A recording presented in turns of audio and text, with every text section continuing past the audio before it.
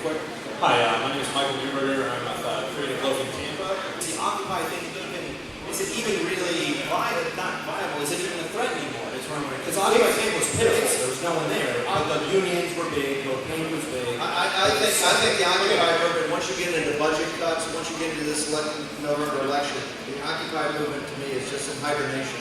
It's only the top of the first inning. I think the Occupy movement's a very powerful and viable movement that's going to raise its vitamin head in the next couple of years. And I think that if you don't take these people seriously, it's your own peril.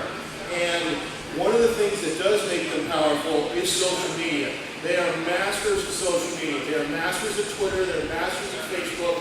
So these people don't even have to know each other. They don't have to live in the same city. They all communicate via social media. And it's a really scary thing what they do to you if you don't agree with them. That's one of the things that they've done to me. I don't know if you guys know what doxing is, but that's to take all of your personal information, my picture, my name, my business, and put it on the internet. And if somebody wants to come after me, they know where to find me, because I don't hide from these people. That's the difference, is if you don't take them seriously, it's going to be a problem. And we need to take these people seriously, and we need to listen to everything that they say, and that's why they don't like me, because I listen to what they say, and I retweet it, and they get pissed off. It's very sad that this is a movie that really tries to so distort what is a very grassroots movement, what is an overwhelmingly nonviolent movement, and you seem to not know that this is the age of the social media, the Twitter, when you don't need union bosses, you don't need any bosses to tell you what to do. Anybody could put out something, and if it resonates with people, then people follow that. And that's what this movement is about. It doesn't like leaders. It doesn't want union bosses telling anybody what to do. It doesn't want even people like me that have a history of decades of doing social organizing. It is a very young movement. It is a very grassroots movement. And it's a movement, I think, that reflects the discontent of a lot of people, even in the Republican and Democratic parties, like people in the Tea Party, who when the banks were taking over, no, he asked me to comment on this. It's okay, everybody. Thank you. So I think there's a resonance among people who are not content with the two-party system.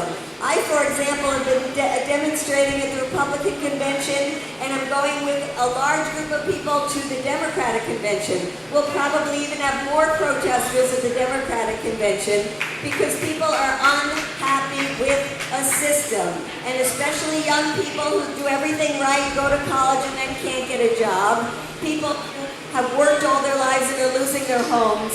So I think the Occupy movement expressed the general discontent that people feel with a system that works for the 1% but doesn't work for the 99%. Thank you.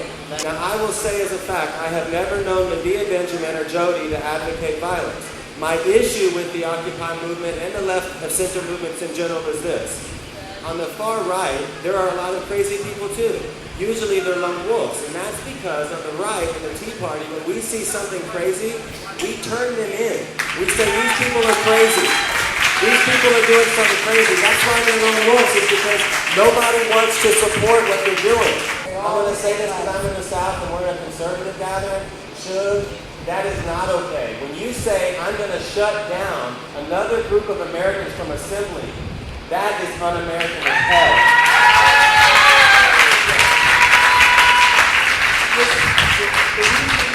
I take exception with this one thing that mostly nonviolent. It's not mostly nonviolent. Everything that I've experienced from Occupy has been violence. Everything I've experienced. You're a liar. Excuse me? You said you're a liar. Really? Yeah. You're a liar. Okay. Everything that. You're a liar. Hey, guys.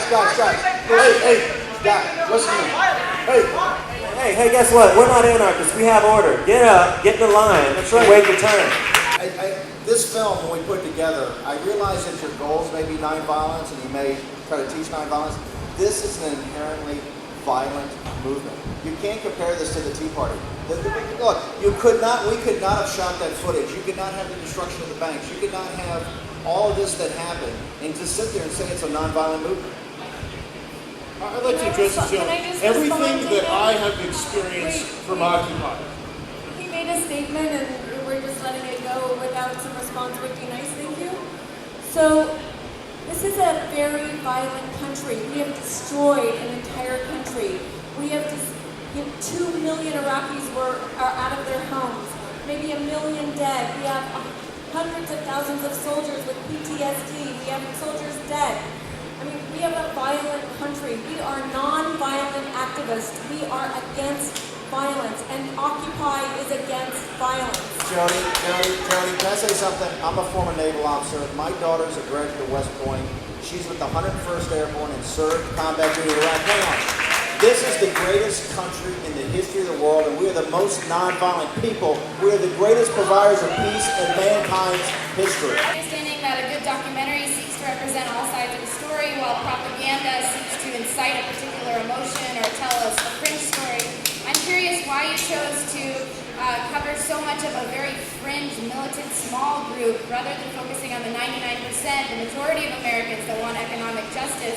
Also curious why you chose not to include the larger context, the global movement from Tunisia to Egypt to the protests for education in Chile, people around the world rising up against economic austerity throughout Europe, etc. This seems to be a trend not just from some random people wearing black, but people all over the world that are upset with our system, a system which is really embodied by the GOP convention here this week and all the corporate interests present at the convention center next door. I would first say, I think we did include it. See, just because we don't have a favorable view of the movement for global peace and justice, which I consider to be a socialistic revolutionary movement, just because we don't have a favorable view of it doesn't mean we didn't include it. I talked about personally in there, and I said that this is not this is a global movement. This is a resurgence of the global movement for peace and justice that's rebranding arguments. When you talk about the 99%, the 1%, let's just call it what you're saying. You're rebranding the bourgeoisie and the proletariat. That's what you're doing. So let's just be honest about that. The real answer is that's another movie. That can be a different movie. You don't have to do everything in one movie. We chose what we chose, and we could choose to make a different movie that would potentially include that. But this one didn't. And first of all, I want to thank Medea Benjamin and all the other elite white women that speak for us poor black people, because you know we can't speak for ourselves. I don't know what I'm going to do. Got you out there talking to me, Medea. Thank you.